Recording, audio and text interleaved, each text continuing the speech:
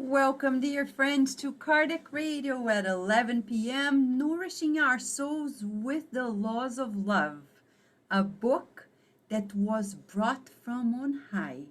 Emmanuel, through two mediums, Chico, Xavier, and Waldo Vieira, brings to us the laws of love. The laws of God are the laws of love. Do you believe in love? Do you believe in the supremacy of the good, as André Louis says? Or do we believe in evil? We don't. The good and love is all there is. We need to conquer it within ourselves. I know we are in our march, but we're going to make it. And this book came to us, as Emmanuel says, as an educational booklet to lead us into the understanding of suffering, according to Spiritism. It contains 8 chapters, questions and answers. And we are studying now obsession. Today, a special topic for us. We want to reconcile. Of course we do. We want to live in peace within ourselves, especially. But we won't be able to make it until we reconcile with everyone. So today it's all about making peace with our adversaries.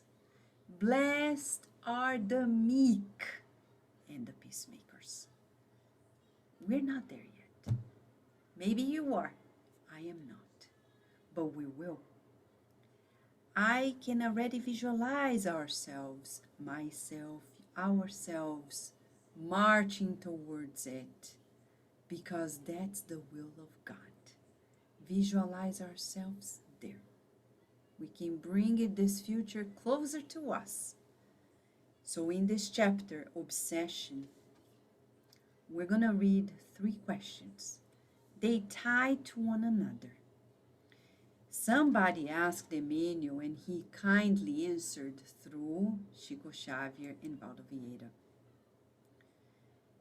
Somebody asked, how can we classify those who in other existences were our enemies, and or we were their enemies, and in the present, either in our profession or in our family, they have the role of colleagues and relatives? Do you recognize it? I think it's easy for all of us. Rarely there is an exception. There's always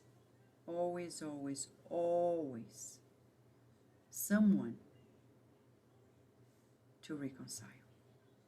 And the answer, how do we classify? They, these so-called adversaries, are living testimonies of our betterment.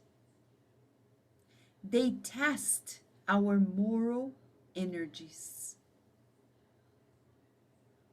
When we do not withstand their constant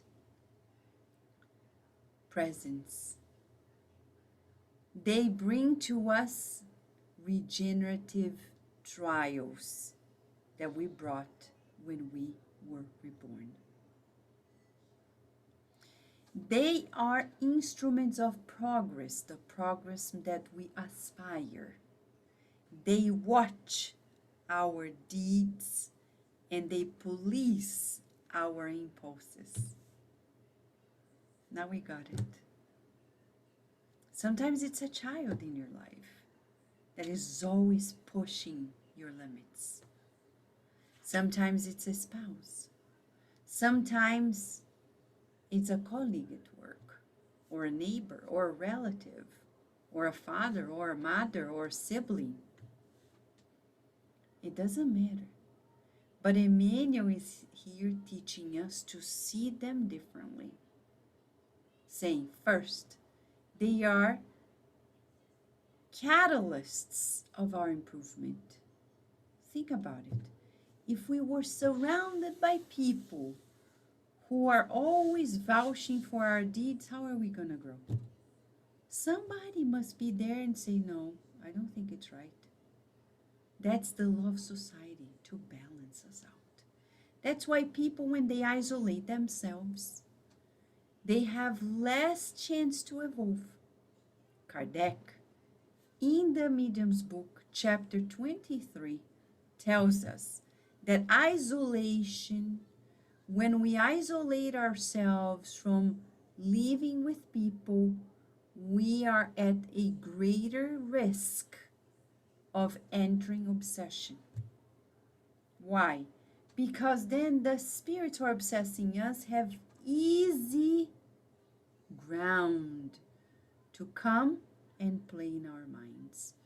Because when we are around people, they are always saying, come on, get out of that single idea, because that's how we get into obsession, a single idea.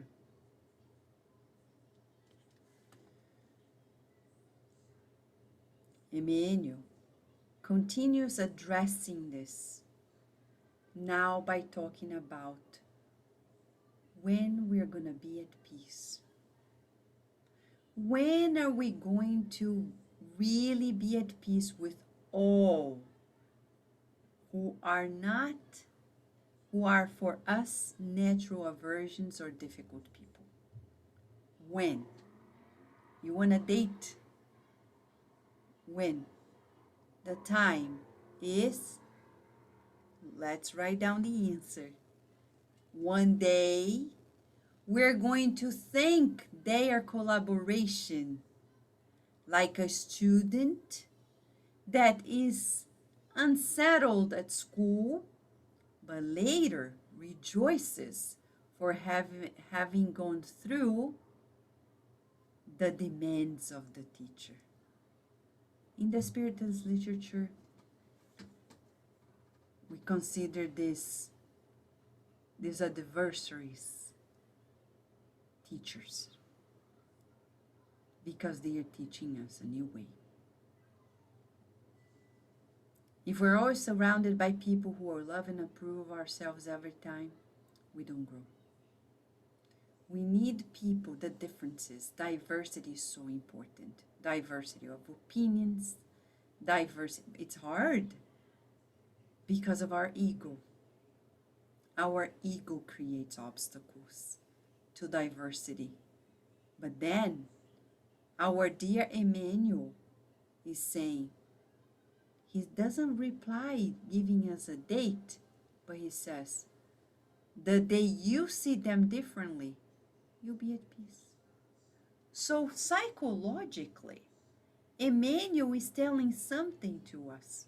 He's saying when you give a new meaning to them, you'll be at peace with them. When you no longer feel bothered by them, instead, you're grateful that they were always there helping you, pushing to new limits.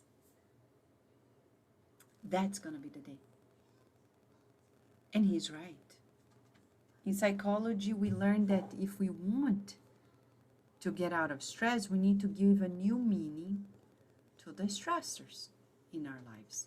People say, oh, these children in my life, like teachers may say, they stress me out. Okay, they stress us out. Going on a vacation is not going to change, because when you come back, you still see them as stressors. But the day I look at them differently, stress goes down. The same for adversaries. When I look at those people who now are adversaries, and I see them as teachers, as benefactors disguised in the robe of obsessors, or people who are demanding changes from us, we're then going to be at peace.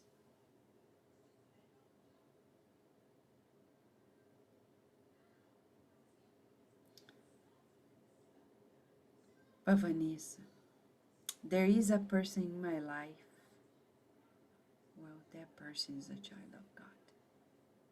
We need to find a way to love even our enemies.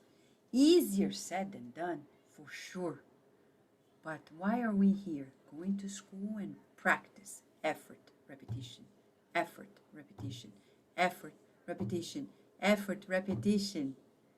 Try it again, try it again, try it again, but begin from within. And finally, Emmanuel was asked how our adversaries of the past transform themselves. How do they have a change of heart? Because they're not doomed to being like that, angry and in hatred and avenging. And the answer, in the process of obsession, it's vital to consider that our adversaries, those who antagonize us, they transform themselves to the good as we do our share, transforming ourselves for the better. Oh my God. So if we want them to be free from us, we need to improve ourselves. So we need to enter a coaching program for the good. Because everything he's saying here, and I'm going to use the board just to summarize it. It's important that we summarize. Our dear Emmanuel says to us today, first and foremost, 3 points. We don't want to be simplistic, but number 1,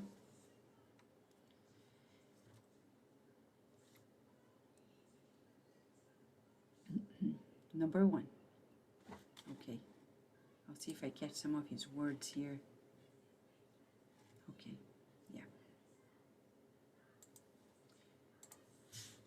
Our adversaries are testimonies of our progress when they are in the ties of our daily relationship. So we're never going to look at them again the same way. Instead of saying, oh, they are a bother, no, they are coaching me to a better life. 2, he's saying, we're going to make peace the day, which day? We see them differently. So we must see our adversaries as catalysts of our progress. It's pretty much the same message repeated all over again, but we need to give it a new meaning. And 3rd, he's saying to us that our adversaries will change with us when we transform ourselves for the better. That's pretty much it.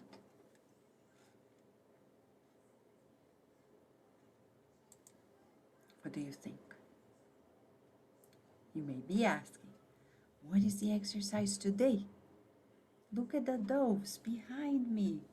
They are saying, come with me. Let us practice peacemaking skills.